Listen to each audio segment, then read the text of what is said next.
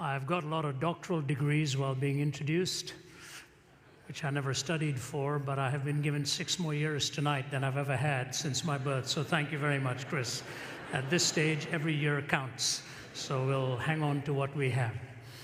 Got a lot of help up front there when you've got all the nice luminaries like Sinclair and Cal and all sitting around you.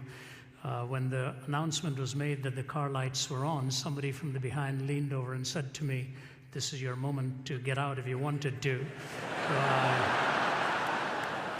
I don't know what that suggestion was made for, but I almost took him up on it. And then Cal leaned over and said, "I thought they didn't make cars like that anymore, that they automatically went out." So my response to him was, obviously there's one person in the audience who doesn't go to a prosperity church. And we're very proud of you. It is possible, of course, you are sitting in a state-of-the-art car and just you're sound asleep in the front there with the lights still on, but hopefully whoever had it has got it all corrected. It's a real honor to be here, a privilege to be whenever RC invites me to come. It's not always easy to accept. The reason is my calling is to hostile audiences. That's where I go. My primary calling is to go to places where people disagree with me and want to attack the faith. And so we are really evangelist apologists in all kinds of venues. In fact, just the day before yesterday, I was speaking at West Point.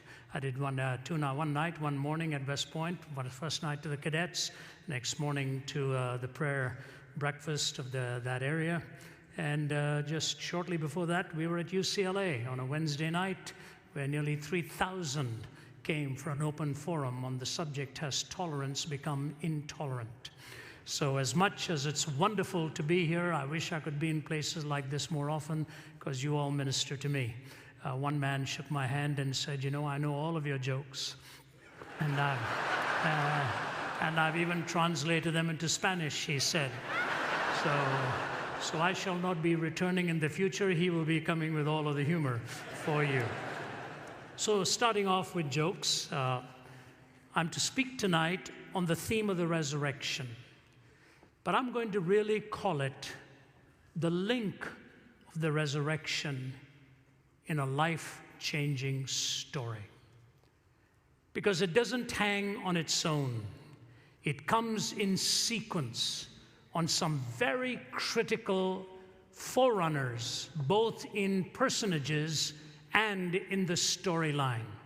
And I think it was important because every time this question came up with even Jesus on the Emmaus Road, rather than just going to it and showing them that he was indeed the resurrected Christ, he goes back across history, putting one link into another.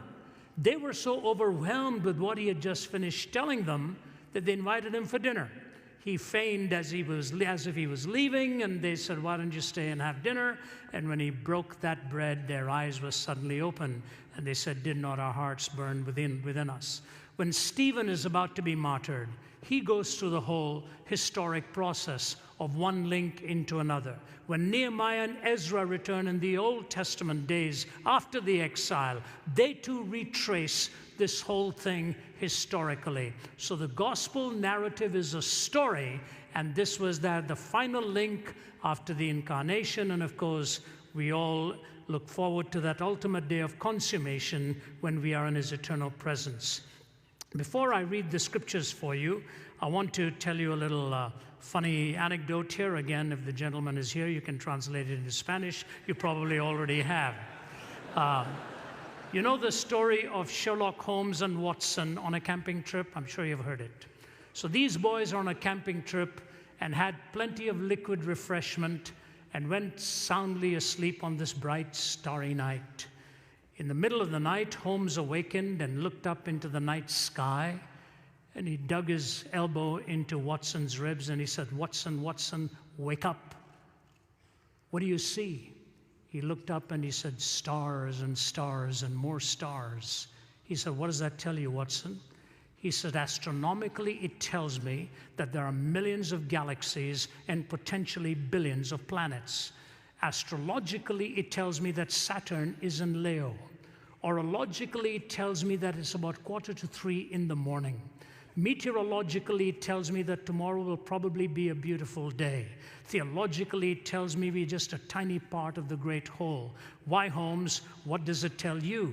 He says, Watson, you idiot, somebody has stolen our tent.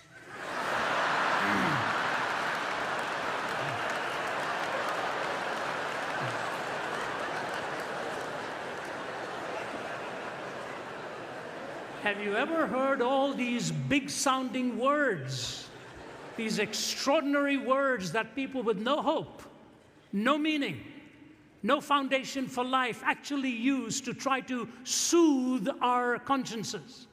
Maybe that's why they even sometimes lapse into verbiage that they really ought to be careful about. Richard Dawkins was not too long ago with the former dean of St. Paul's Cathedral, who himself, by the way, happened to be a liberal man, but they were debating this issue. And as they were in the middle of the debate, Dawkins was making fun of Christians. He said most of them probably couldn't name the Gospels for you. So the former dean looked at him and said, Richard, your favorite book is Darwin's Origin of Species, isn't it? He said, yes. He said, could you name the full title for me? Dawkins says, yeah, I know. It's so long a title. The dean said, go ahead. Name it for me.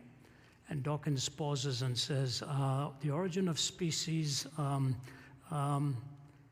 my God, says he.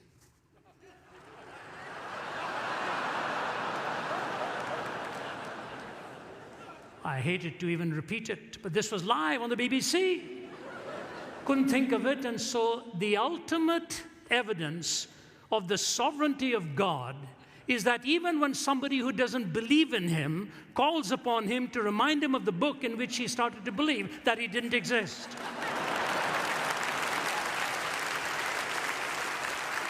Quite amazing how these things happen. But here it is when we deal with the notion and the reality of the resurrection and the whole gospel story. I'm going to present to you 3 links. The first 2 are so important, and then they link into the third on the resurrection. But for the atheist, he or she will deny all 3. Why? Because they are against the miraculous. Naturalism has to explain everything. For the religionist of various spiritual worldviews, they will definitely deny at least 1, if not 2 of them. The Christian affirms all of these, all 3 of them, and they are vitally important links in the storyline of the gospel. I've been in the ministry now exactly as long as RC has been, 40 years. And I can honestly tell you, the longer I am in this, and the more I'm privileged to defend it, even in front of some of the most hostile audience of the world, I'm more convinced than ever that we have the most beautiful story to tell, and a story that is rooted in truth and relevance, the twin feet on which we must always carry the wings of the gospel here. Beautifully reminding people of how we can soar with it, but when we land, we touch the feet with both ground, truth and relevance. Here's Paul in Acts 17. I've got 3 passages. I will read 2 of them. Acts 17, Luke 24, and 1 Corinthians 15. Luke 17, verse 24. Acts 17 and verse 24. The God who made the world and everything in it is the Lord of heaven and earth, and does not live in temples built by hands. He is not served by human hands as if he needed anything, because he himself gave all men life and breath and everything else. From one man he made every nation of men, that they should inhabit the whole earth, and he determined the time set for them and the exact places where they should live.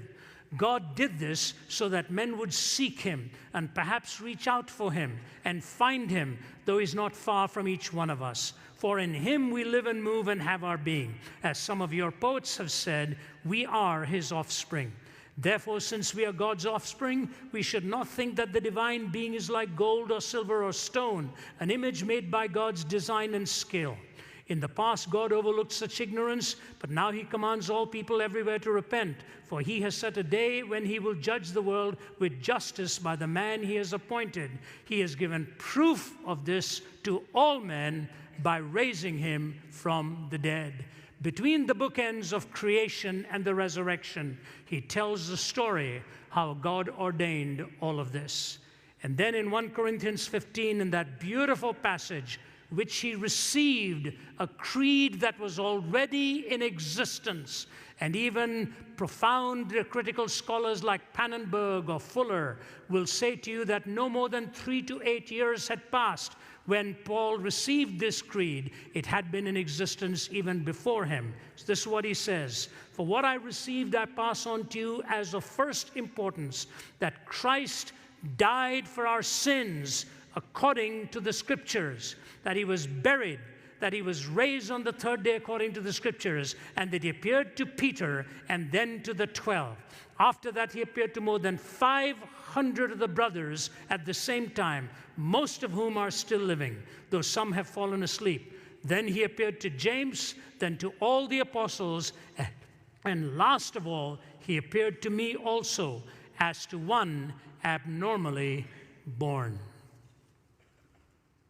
Powerful passage of Scripture here in 1 Corinthians 15, that descriptive passage of what the resurrection is all about and the particulars. So we move then between these three links as we get to the final thoughts of tonight's message. The first thing I want to remind you of this is that we are told, according to the Scriptures, prior to the resurrection story, that God is the author of human essence. God is the author in the essential nature of our humanity. We didn't come into being by accident. We just didn't suddenly appear unconceived or without any purpose in mind, but that God himself is the designer and brought us into existence. The psalmist says, "When I see the heavens, the work of your hands, the sun and the moon and the stars which you have made, what is there in man that you are mindful of him, or the son of man that you visit him?" This fact of our creation is a vital source in enabling us to understand what it means to be human. It's a vital source, giving us the generality of our essence, created in the image of God. Some of you have probably heard me mention this simple conversation between Jesus and the one who was questioning him, trying to pit him against the Caesar. And he looked at Jesus and he said, "Is it all right to pay taxes to Caesar?" The one question I wish so desperately Jesus had answered differently. Then on April 15th, you could be godly and rebellious at the same time. Jesus, so brilliant in his response, he says, "Give me a coin." And he took the coin and he says, "Whose image do you see on this?" The man says, "Caesar." Jesus says, "Give to Caesar that which is Caesar's, and give to God that which is God's." The disingenuousness of the questioner is noticed in the fact that he did not come back with a second question. He should have said, "What belongs to Caesar? What belongs to God?" And Jesus would have said, "Whose image is on you?" Give to Caesar that which belongs to Caesar. Give to God that which belongs to God. God's image is on you. But no, the naturalists who tell us they will debunk the notion of the resurrection because it is a miraculous intervention in the normal processes of life and death, will also tell you they do not need God to explain the origin of the universe or God to explain the creation of us divine entities. And yet, if you read the scientists again and again, you'll see how they end up with systemic, ideological, and philosophical contradiction. And scientists themselves, disgusted with the approach of sheer, rugged, naturalism, unvarnished, are beginning to realize how undefendable this really is. David Berlinski, who doesn't have a dog in this fight here, he's not a believer. In fact, he is an avowed skeptic. But when Richard Dawkins wrote his book, The God Delusion, David Berlinski responded with his devil's delusion. And on the inside flap of the cover, he says this: "Has anyone provided a proof for God's inexistence? Not even close. Has quantum cosmology explained the emergence of the universe or why it is here? Not even close. Have the sciences explained why our universe seems to be fine-tuned to allow for the existence of life? Not even close. Are physicists and biologists willing to believe in anything so long as it is not religious thought? Close enough. Has rationalism and moral thought provided us with an understanding of what is good, what is right, and what is moral? Not close enough. Has secularism in the terrible 20th century been a force for good? Not even close to being close. Is there a narrow and oppressive orthodoxy of thought and opinion within the sciences? Close enough. Does anything in the sciences or in their philosophy justify the claim that religious belief is irrational? Not even in the ballpark. Is scientific atheism a frivolous exercise in intellectual contempt? Dead on.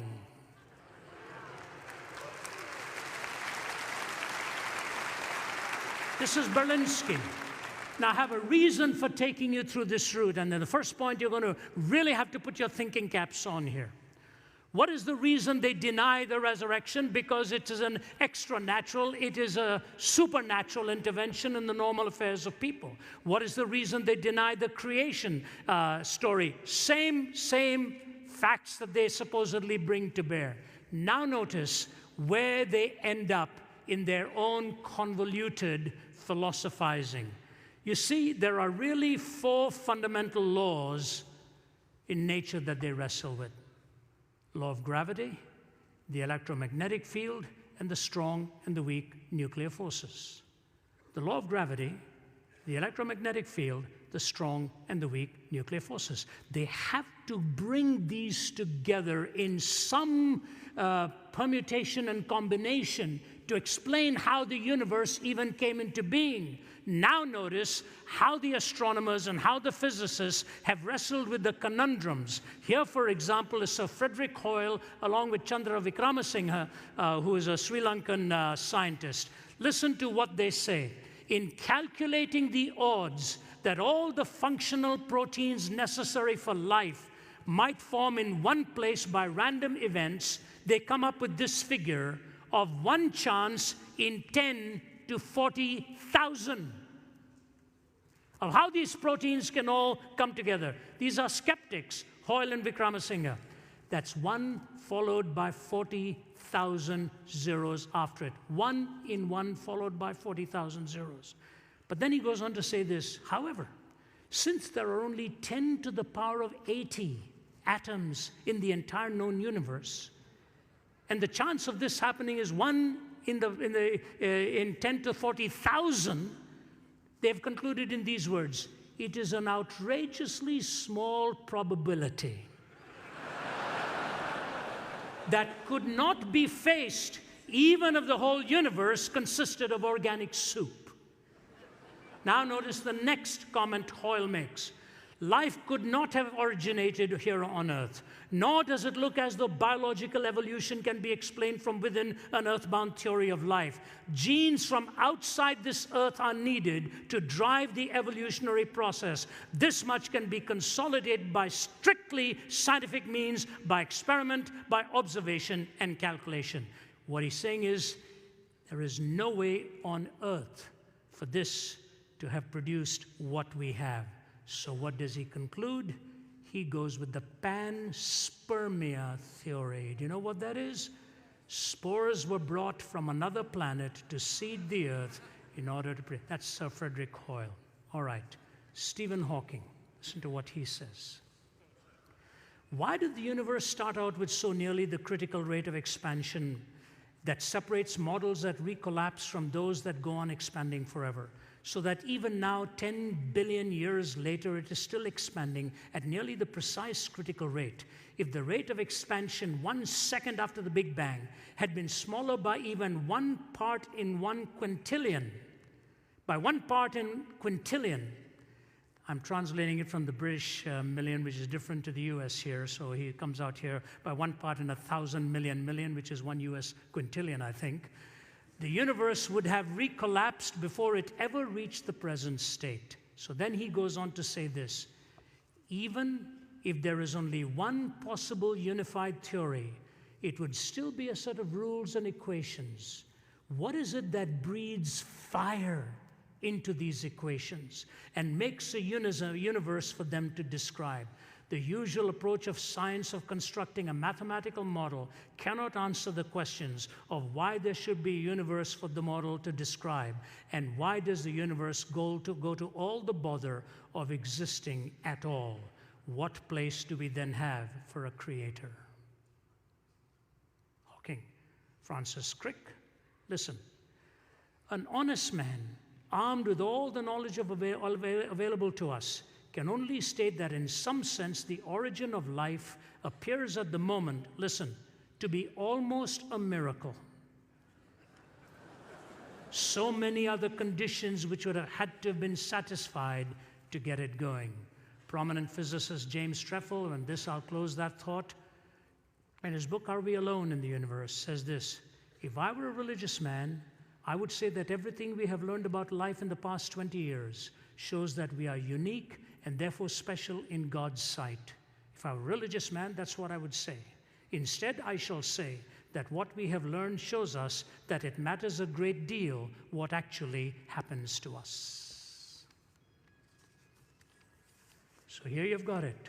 Hoyle, Hawking, Francis Crick, who got the Nobel Prize for cracking the code of the DNA, and James Trefel, coming out with one of two extremes, one saying mathematically impossible to explain, the other saying panspermia. And by the way, Francis Crick believes the same thing, that spores were brought from another planet to sow the seeds right here in our earth.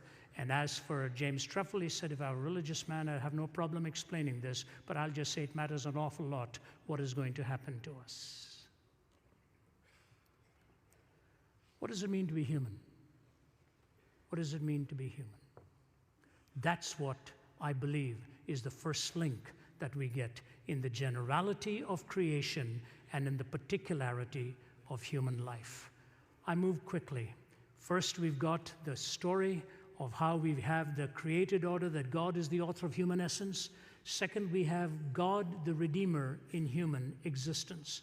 God is the Redeemer in human existence.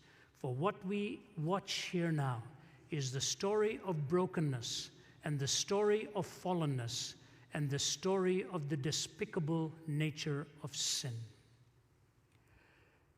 You know, I marvel at how many stories we read in our newspaper again and again and again. The evil that we read about, the tragedies that we read about. I did a little write-up on Newtown after the tragedy took place, as many people did. I'm sure many of you did, blogged on it, commented on it. What do? You're silenced. In fact, got a call asking if I would come there and do some meetings. I said, give it some time. These kinds of wounds are very painful. Having been at Columbine sometime after it happened, also at Virginia Tech after it happened, I've always wanted time to provide a real means of God's healing process. But I think of all the discussions that have taken place, the one big question that is always unaddressed in this, you see, it took three things to do that killing. It took a young man, it took a gun, and it took some ammunition. We like to talk about the young man, probably with all of his psychological problems. And in lawmakers, we like to deal with the weapon. How can we bring this all to an end by just removing that kind of weaponry? And I'm not minimizing either. All of these have to be discussed. They are vital in a civilized society. We deal with it. But we make an extraordinary mistake when we think that the only thing that provided the ammunition was the bullet that he used. Have you ever thought of the ammunition that goes into the minds of our young people today in front of the television set? Have you ever thought of the ammunition that sophisticated academics pour into young lives by destroying their belief in the value of human life and its essence? Have you ever thought of all the ammunition that goes on with the perversion that pours into your thinking and mind day after day after day? No, we'd rather deal with the obvious, the physical sight of a weapon. We daren't deal with the reality of what it means to be depraved within the human heart and how we can find an answer to that.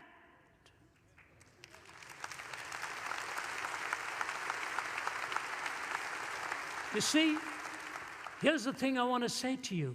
The same week that we witnessed Newtown in that horrific atrocity, another atrocity was played out in the city in which I'd made my home for many, many years, where I was raised, in the city of New Delhi, India, where 6 thugs got onto a bus. They had no gun, they had no bullets.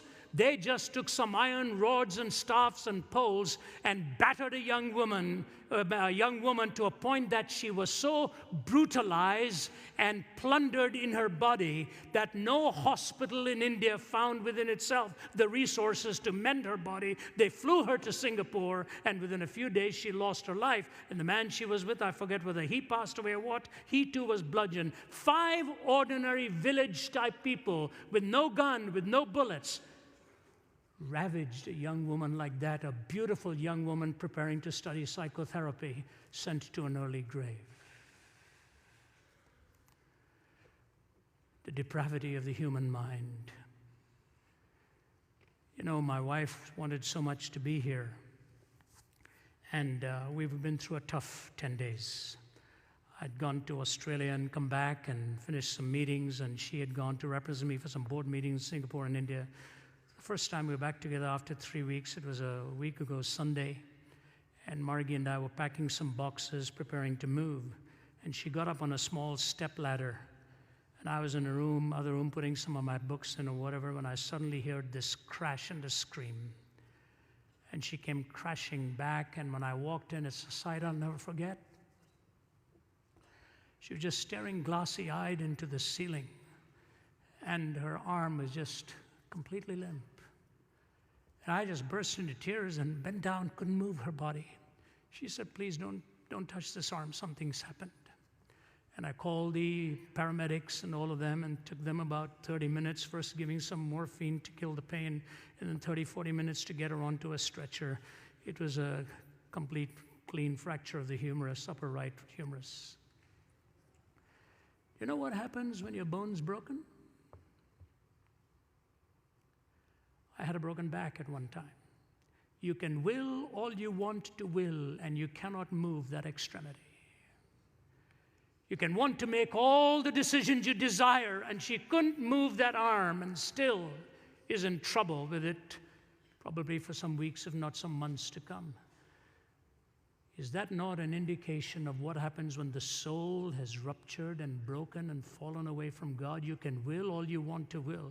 You cannot rescue yourself. You cannot redeem yourself. So the story of creation is linked directly into the story of redemption, and both of them take a miraculous intervention. Both of them. So those who deny the miracle of the resurrection are forced to deny the miracle of the new birth. Remember a long time ago, not a long time, but a couple of years ago, maybe even less than that, a book was written that ought never to have been written, which was called Love Wins.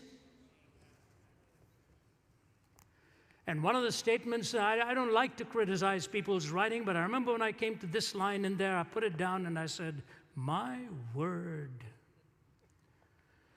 When he made the comment that nowhere in the New Testament there's a talk about receiving Jesus Christ into your life as your Savior. And so on, you know what, folks? I came to know Jesus Christ when I was 17 years old on a bed of suicide. All the willing I'd done for 17 years had just ended up me in a complete mess. And I'm an apologist. We argue from here and find the bridge to here. From the head to the heart, we do it all the time. But I'll tell you what, no matter what arguments are presented to me at the end of the day, I know in whom I believed. I know who's redeemed me. I know the divine encounter and what happened to me in that hospital room. I know the transformation that took place, the new hungers, the new loves, the new desires, the new passions. All of these came by divine intervention. It was a miraculous intervention of God Himself into my life, just as He's intervened in yours. And until we understand that it really takes a supreme intervention of God Himself to overcome the dastardliness of evil, the inclinations of the heart, until we understand that, We can just sort of stop short with one idea of the miraculous, either in the creation or in the resurrection. We will lose sight of one of the greatest down payments of the ultimate resurrection, which happens right now as God brings new birth within you and brings that dead soul to life, as it were, bringing the new life into you. This society does not understand evil. That's why it does not understand the miraculous power needed for the new birth. Adolf Eichmann, when he went to trial, I remember being in Yad Vashem in Jerusalem when I was doing a research for one of my books, and the people took me in and showed me reams and reams of material.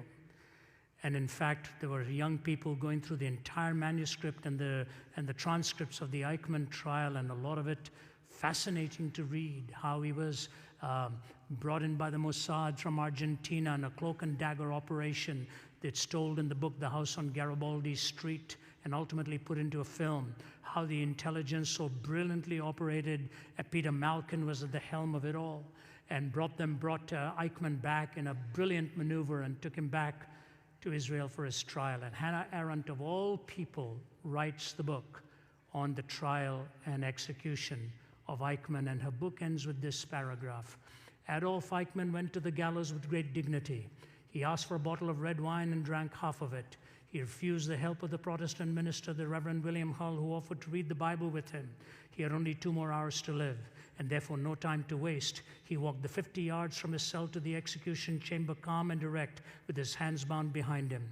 When the guards tied his ankles and knees, he asked them to loosen the bonds so that he could stand straight. "I don't need that," he said. And when the black hood was offered him, he was in complete command of himself. Nay, he was more. He was completely himself. Nothing could have demonstrated this more convincingly than the grotesque silliness of his last words.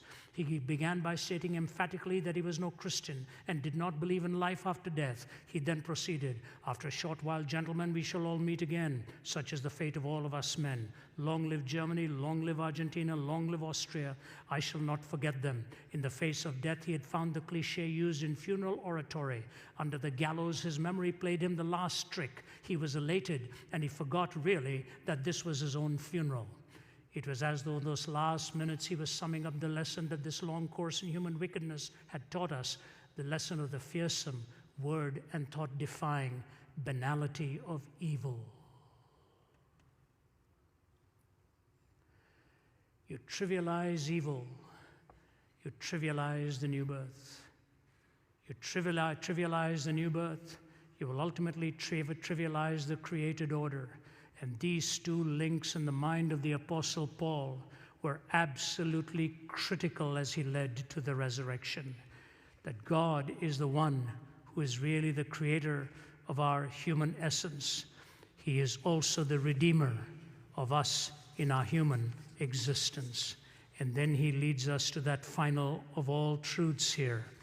He tells us how God is really the hope from death's dominance. God is our ultimate hope from death's dominance, defines our essence, redeems us in our existence, and gives us the hope against death's dominance. I want you to follow me very closely now, because I'm bringing this all down to the tip of the funnel here, the lower end of it. What is the resurrection all about? How do we know that it really happened? See, once upon a time, the swoon theory, the hallucination theory, the fraud theory, and the stolen body theory, all of that took their turns and made their rounds. Swoon theory that changed the disciples from a bunch of frightened Boy Scouts, as it were, to be willing to be martyrs, where 11 out of the 12 died a martyr's death. Hallucination, where psychiatrists will tell you hallucination is sort of a single individual's experience, not with 500 of them hallucinating at the same time. As Karl Barth said, all you need to do is listen to them arguing against each other, and they decimate each other's arguments. Barth was right in that. I want to give you what classic arguments are given, 10 of them, for the evidence of the resurrection of Jesus Christ from the dead. And I will close by adding 2 more links to that. So here they are. Number 1, the disciples' eyewitness experience where they saw and felt and touched. They saw, felt, and touched. I come from India. My father was from Kerala. My mother was from Chennai. I was raised in Delhi. Kerala is in the deep south, Delhi is in the north.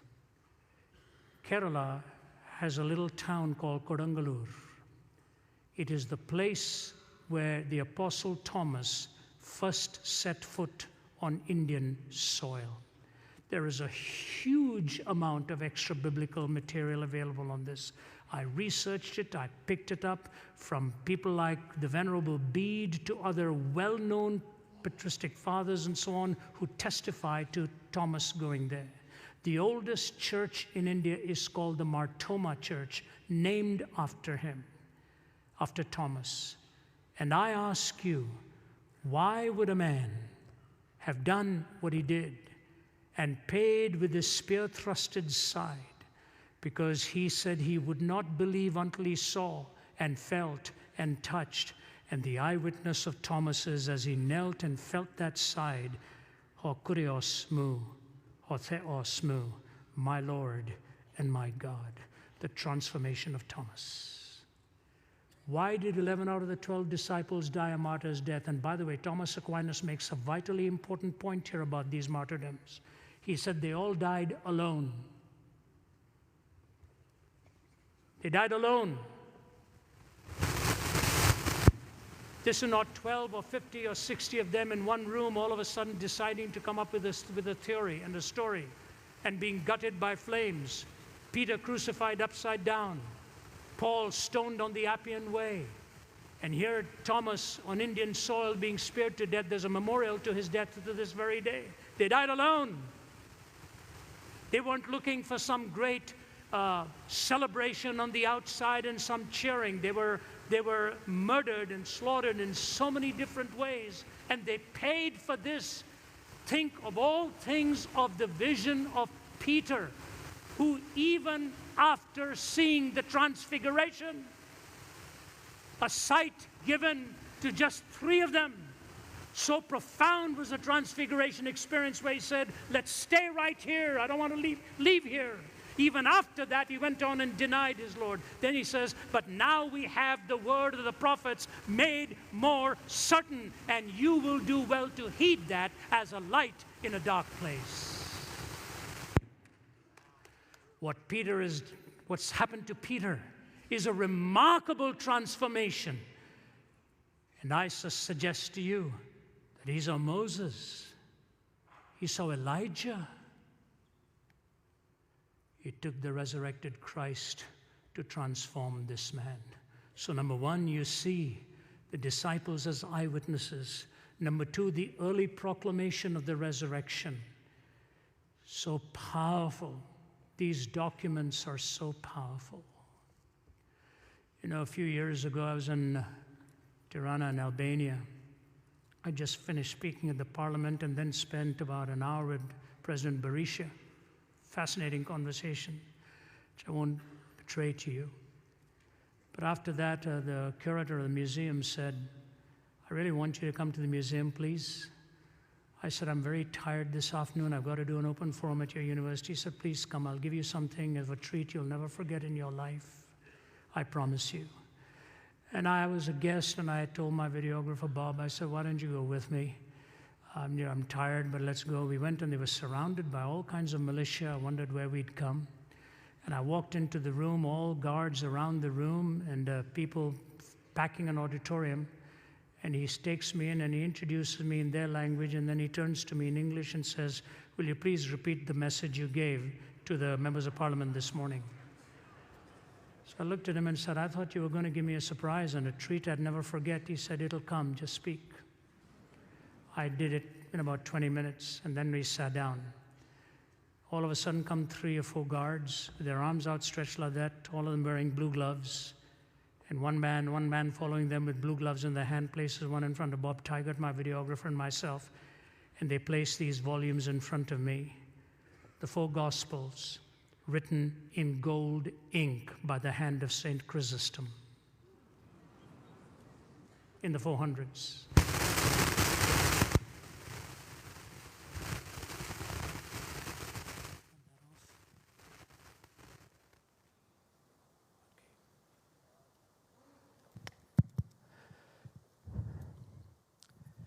In the 400s,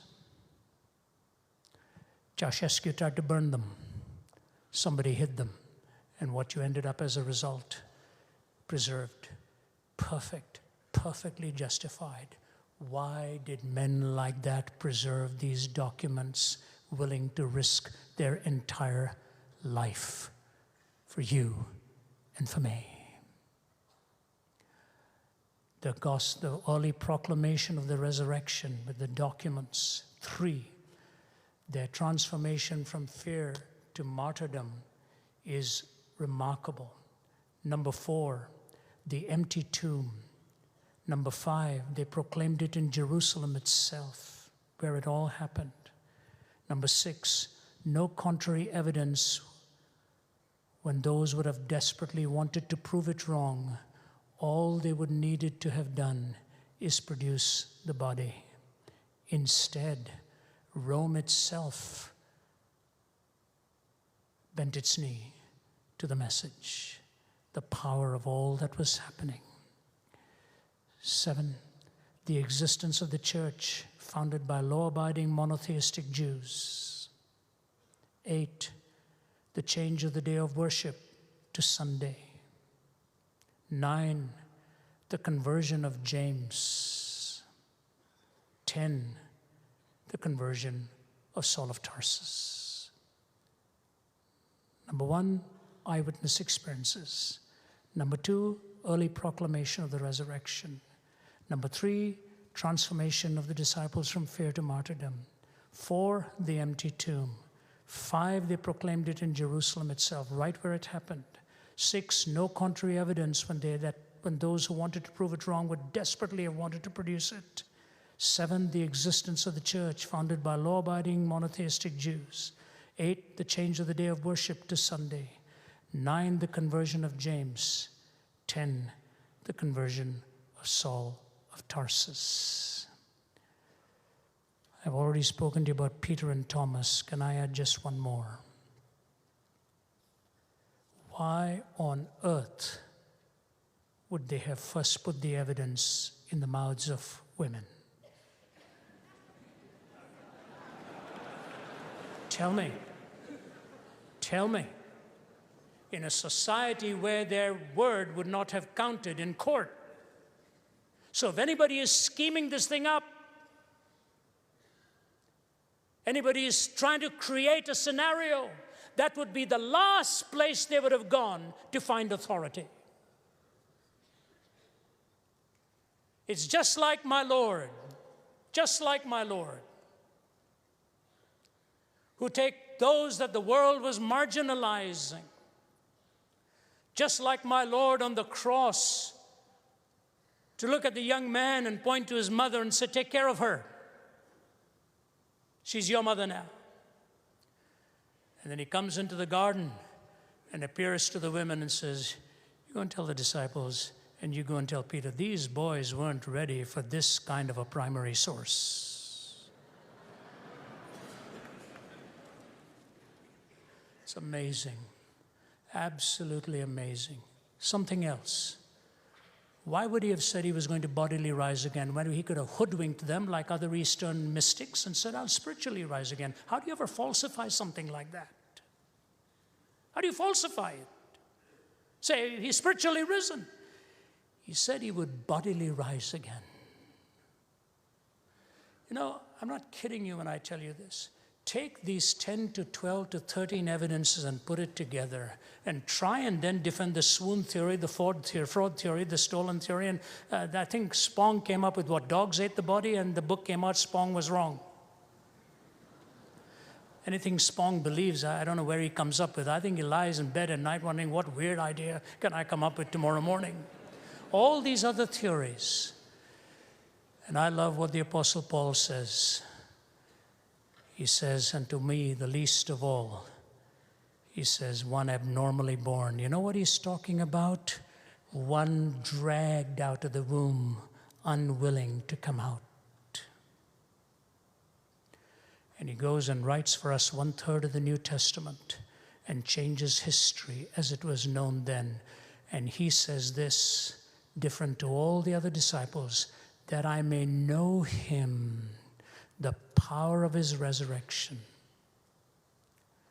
That I may know him, the power of his resurrection, and the fellowship of his suffering, being made conformable unto his death. Follow me.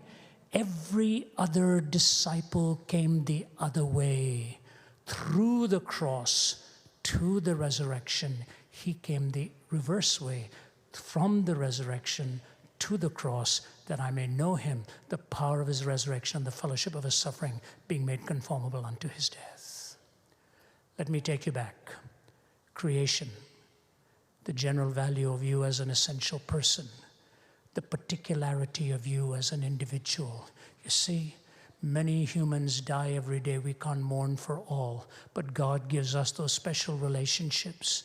When we lose someone close to us, that particularity of that person becomes important for us to know whether the resurrection idea really is true and the fact of the resurrection is historically tenable, because then we'll see this loved one again, the hope.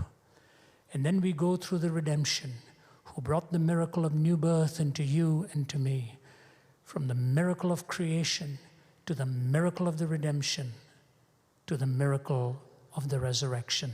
Follow me carefully here. What goes on with the skeptic here? Please follow me. I don't know why I think up these things, but I do. You know, my wife and I celebrated 40 years of marriage last year. If salvation were by works, she will get to heaven just for having lived with me for 40 years. But thank God, we'll get there by grace. Here's what I want to say to you.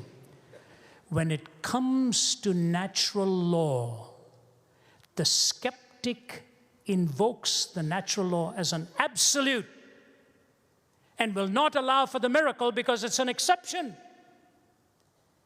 He wants the absoluteness of that which is routine, repetitive, and will deny anything that is an exception because it invades his preconceived notions. So he holds on to the absolute in the created order and denies the miracle because it's an exception.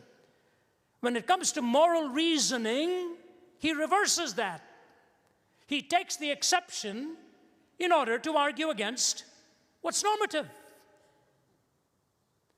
That alone ought to tell you what these boys are all about. They want an end game in sight. They want to get to the end without God. And so when it's convenient, they'll hold on to an exception. When it's inconvenient, they will deny an exception. So in the created order, they hold on to the absolute, deny the exception. On moral reasoning, they hold on to the exception to deny the absolute. That's the way it goes. That's the way it goes. I was with a professor of law of a very prestigious university. I'll close with that, end up with a couple of illustrations here, and I'll be through. If I named him or the position he held, all of you will know whom I'm talking about. But I was having coffee with him for 1 hour, total skeptic, before I lectured. This is not long ago. He said, you know, Ravi, when I was young, I had all the aspirations, and I was very conservative in my thinking, my values, my beliefs. Then I got into university and got everything the way I wanted it to go. And I became extremely liberal and jettisoned all my absolutes. And I became the chief legal counselor, and he named the person for whom he was the legal counsel.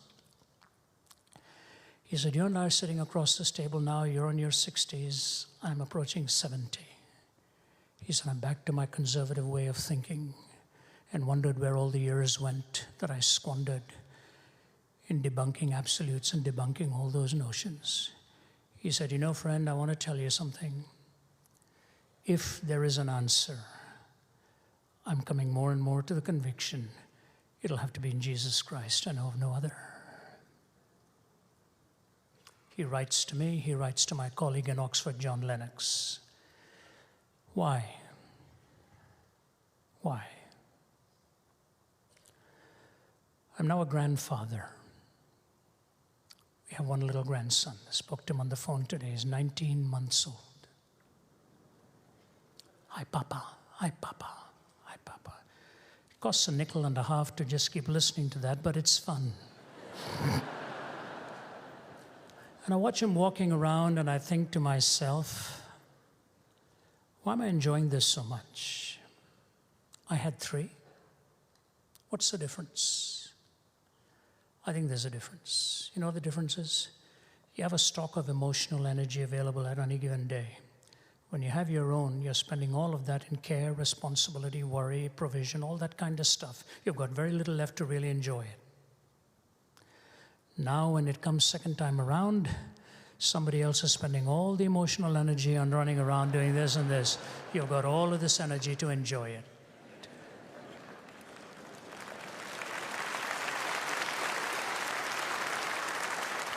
When he was born, I happened to literally arrive as she was being taken to the hospital. I got to the hospital and saw the first sight of the baby coming and being placed on the mother's breast, my little daughter Naomi, and the husband Drew standing there. I'll never forget it. You look at the life and you say, wow, how precious, how particular. And the nurse comes and sits down and goes through everything, and she says, now Naomi, you got a bracelet on your wrist. Jude's got a bracelet on his wrist.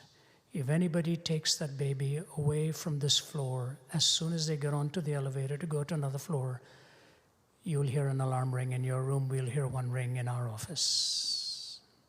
And my daughter's face fell. The glory of a new life was suddenly dimmed by the tragedy of depraved human behavior. And one day, we'll all come to that moment of being called home. And the Apostle Paul says, behold, I tell you a mystery. We shall all not sleep, but we shall all be changed at the moment, the twinkling of an eye, at the last trumpet. I close with these 2 little illustrations that I hope will be meaningful for you. A few years ago, my father-in-law, Lindsay Reynolds, passed away. He was one of the most amazing men that I knew. He was really like a dad to me. He was a chemical engineer by training, brilliant man, loved the hymns. From the moment he found he had cancer till he died, it was 4 months. Shock. And I went and spent time with him. My wife, Margie, we spent a lot of time with him. I loved my father-in-law very much. He always called me Ravioli.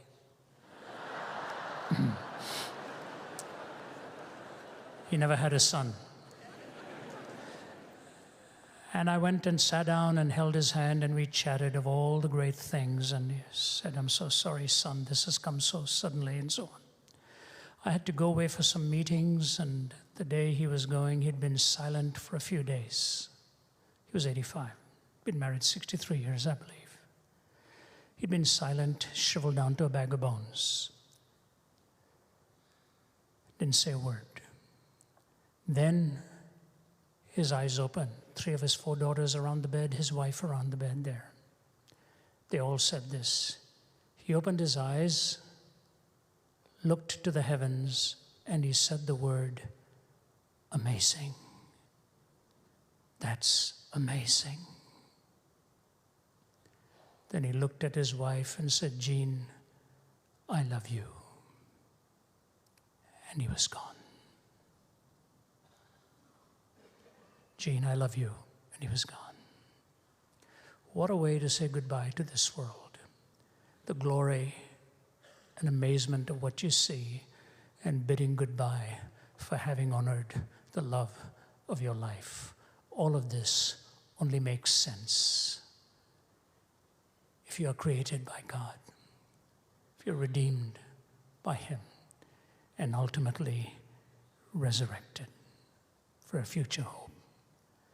And so the songwriter says, but just think of stepping on shore and finding it heaven, of touching a hand and finding it God's, of breathing new air and finding it celestial, of waking up in glory and finding it home.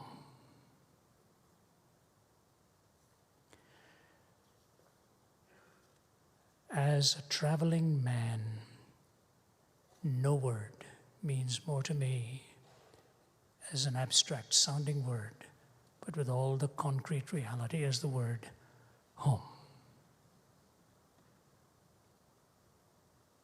You see, C.S. Lewis is right. You don't have a soul. You are a soul. You have a body.